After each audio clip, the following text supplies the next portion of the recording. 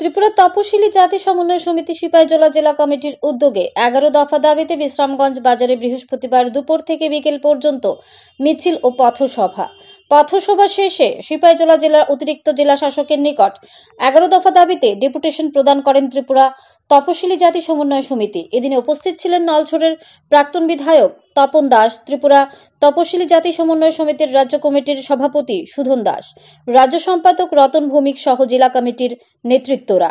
Bureau report, আরই, ধর্মনগর।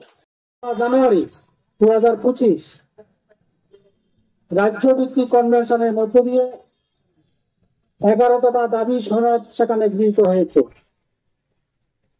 এই 11 দফা দাবির ভিত্তিতে রাজ্য কনভেনশনের সিদ্ধান্ত মোতাবেক প্রত্যেকটা বিভাগের লোকালে এবং ইউনিট স্তরেও সেখানে মিছিল, পদযাত্রা সংগঠিত করা, বাজার সভাগুলি সংগঠিত করা এবং জেলা ভিত্তিক জমায়েত এবং ডেপুটেশন সংগঠিত করা।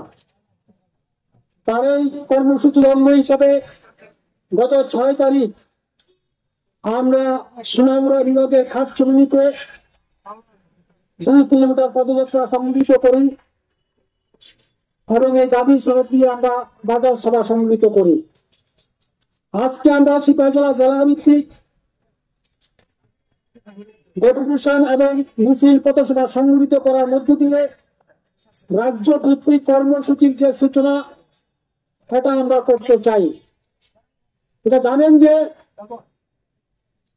বিগত বামফ্রন্টের আমলে তফসিলি অংশ মানুষের জন্য বামফ্রন্ট সরকার